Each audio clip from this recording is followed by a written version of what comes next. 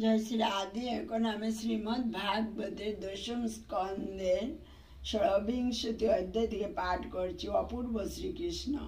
শ্রীল সুখদেব গোস্বামী বললেন, গোপগণ গিরি গোবর্ধন উত্তোলন রূপ কৃষ্ণের কার্যাবলী প্রত্যক্ষ করে বিস্মিত হয়েছিলেন।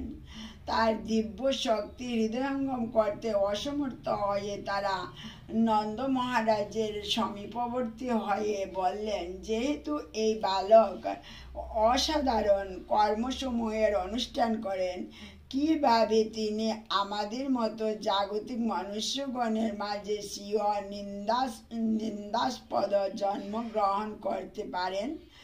এই সপ্তবর্ষীয় বালক কিভাবে মহাগজের পদ্মফুল ধারণ করার মতো অবলীলাক্রমে এক হাতে গিরি গোবর্ধনকে ধারণ করলেন? কাল যেমন শরীরের আয়ু শোষণ করেন, নিতান্ত এক প্রায় মুদিত কাল যেমন শরীরের আয়ু শোষণ করেন, নিতান্ত এক প্রায় মুদিত চক্ষু শিশুরূপে তিনি মহাবল পুতনা রাক্ষসীর স্তন প্রাণ করে তার প্রাণবায়ু শোষণ করেছিলেন। একবার 3 মাস বয়সের সময় এক বিশাল শকটের নিচে ক্রন্দনরত অবস্থায় শায়িত থাকার সময় ঊর্ধ্বে পদ নিক্ষেপ করেছিলেন। তখন তার পদাগ্র দ্বারা আঘাতপ্রাপ্ত হওয়ার সামান্য কারণে শকটটি উল্টোভাবে পতিত হয়েছিল। 1 বৎসর বয়সের সময় তিনি যখন শান্তভাবে বসেছিলেন, তৃণাবর্ত দৈত্য এসে তাকে অপহরণ করে আকাশে নিয়ে যায়। কিন্তু শিশু কৃষ্ণ দৈত্যের গলা টিপে তাকে প্রচণ্ড যন্ত্রণা দিয়ে বধ করলেন। একবার তার মা তাকে মাখন চুরি করতে দেখে উদুকলে বেঁধে রাখেন।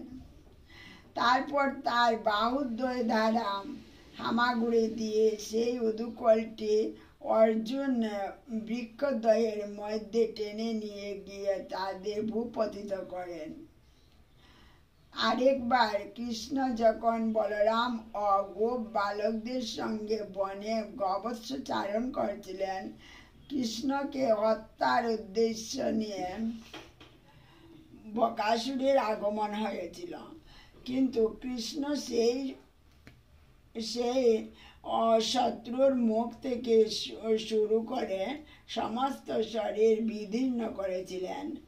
কৃষ্ণকে হত্যার কামনায় বৎসাসুর গবৎসের ছদ্মবেশে কৃষ্ণের গবৎসদের মধ্যে প্রবেশ করলেন। কিন্তু কৃষ্ণ সেই অসুরকে হত্যা করে তার দেহকে ব্যবহার করে বৃক্ষ হতে কপিত্ত ফল ভূপতিত করার ক্রীড়া উপভোগ করলেন। শ্রী বলরামের সঙ্গে একত্রে কৃষ্ণ ধেনুকাসুর ও তার সমস্ত মিত্রদের হত্যা করে প্রচুর সুপক্ষ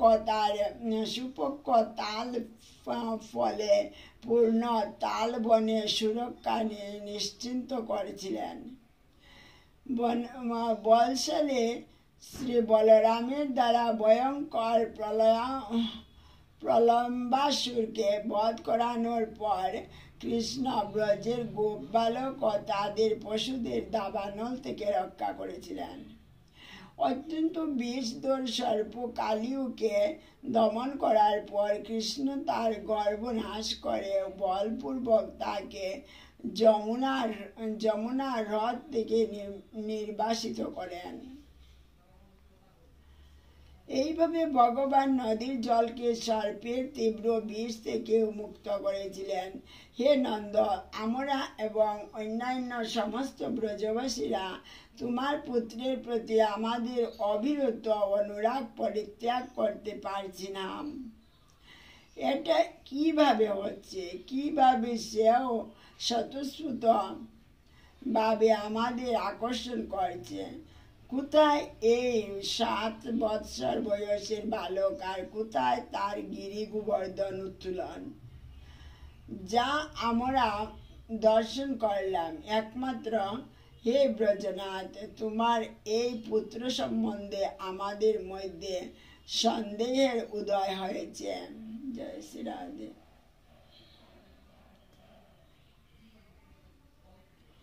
নন্দ মহারাজ উত্তর করলেন, হে গোপগণ, আমার কথা শ্রবণ করে আমার পুত্র সম্বন্ধে তোমাদের সকল শঙ্কা দূর হোক। আমার পুত্র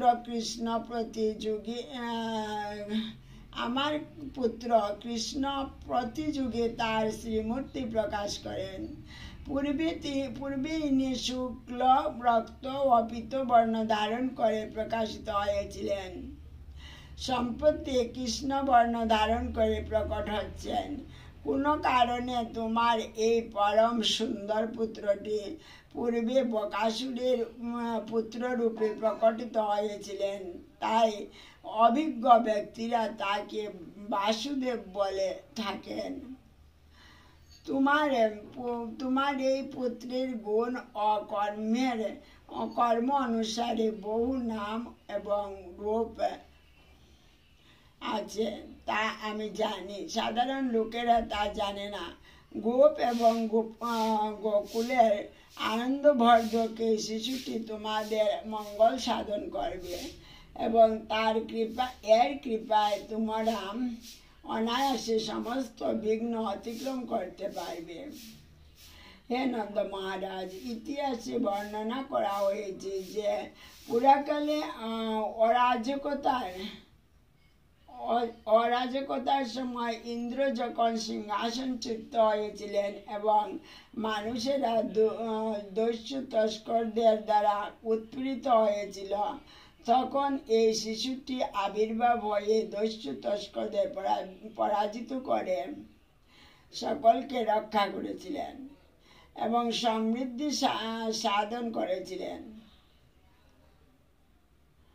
অসুরেরা ভগবান শ্রী বিষ্ণুর পক্ষ অবলম্বনকারী দেবতাদের কখনো পরাভূত করতে পারত না।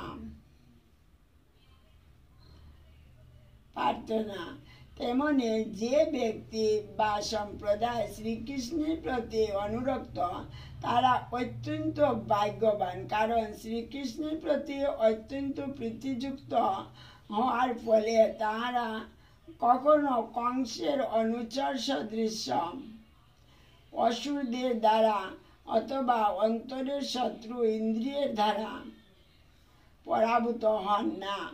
অতএব হে নন্দ মহারাজ, তোমার এই শিশুটি গুণ, ঐশ্বর্য, কীর্তি এবং প্রভাবে নারায়ণের সমতুল্য। অতএব তার কার্যকলাপে তোমার বিস্মিত হওয়া উচিত নয়। জয় শ্রী রাধে। নন্দ মহারাজ চললেন।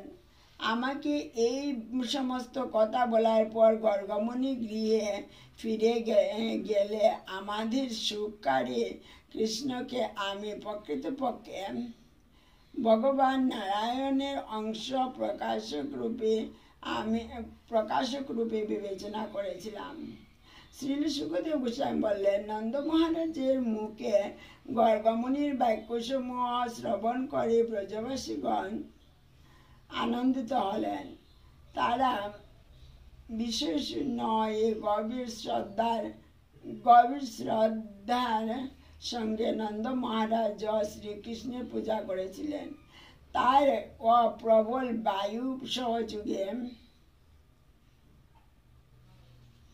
তার যজ্ঞ ভঙ্গ হওয়াতে ইন্দ্র ক্রুদ্ধ হয়েছিলেন, তাই তিনি ব্রজ ও প্রবল বায়ু সহযোগে গোকুলে বাড়ি ও শিলা বর্ষণ করতে লাগলেন। ফলে সেখানকার গোপ, পশু ও স্ত্রীগণ অত্যন্ত দুর্দশাগ্রস্ত হয়েছিলেন। পরম করুণাময়